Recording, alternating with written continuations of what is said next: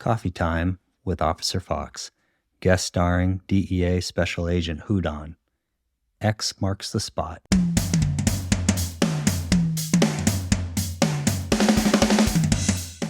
Okay, so John Satchel was up at the Vien Vietnamese restaurant that we like to frequent in Tacoma. And he called Kevin Wetland and I, agents in Tacoma, to come up to Vien because he was very, very confident that there was a Mexican-American in the restaurant that he had arrested about 10 years earlier for a large amount of heroin, and the guy should not be back in country. And so we hustled out of the office and we drove up there to check about this guy. And the guy was already leaving the restaurant and was walking down the street.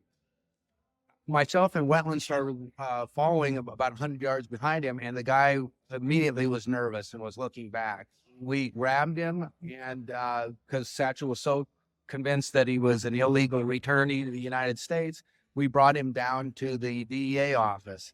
And I have a certain way of communicating with defendants, and I was going to fingerprint him and submit his fingerprint cards. And he started immediately, like each time he'd do the fingerprint, he would pull from my hand and smudge his print as he was going. And I stopped right there and threw out the card, and I explained to him, basically, of course, it wouldn't have happened exactly like this, but I told him, if his fingerprint, I'm going to get his fingerprint, whether his fingers are still on his hand at the end of it or not. So he better just relax and let me get the fingerprints.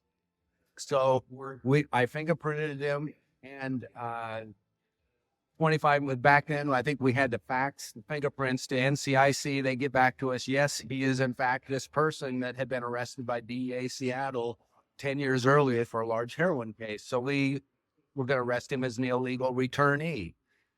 Well, Satchel then was transporting him to the general, and there was an address for this guy that he had, and he said, could I go out and check the address?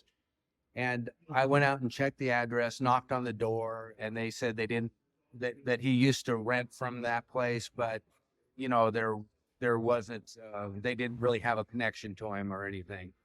And I said, fine. And about 3 days later, there was an informant working at the Metro Detentions or the Seattle Detention Center. And the informant said that this guy had given him a note to get out to some of his friends on the outside. And Satchel, and so because Satchel had done the case on the other person, the note came to Satchel and he says, I don't understand what this note means, because he says, because in Spanish it said, here it is.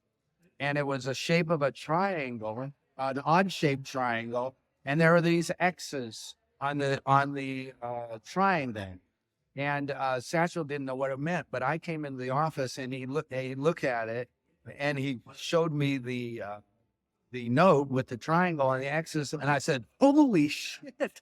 I said, the house that I went out and visited, it was this really weird lot that was on a jutting point where two streets converge, and it was a triangle shape just like that. So we then took the triangle map back out to the site, went to the owners and said, do you mind if we look around this property where these triangle shapes are on it? And we started digging holes. The first hole we started digging, there was a big plastic container in there with 5 kilos of coke in it. We then traveled to the other holes, and there were some spots inside the house as well, but I think we walked away with maybe 18 kilos of coke from various X's, where X marks the spot.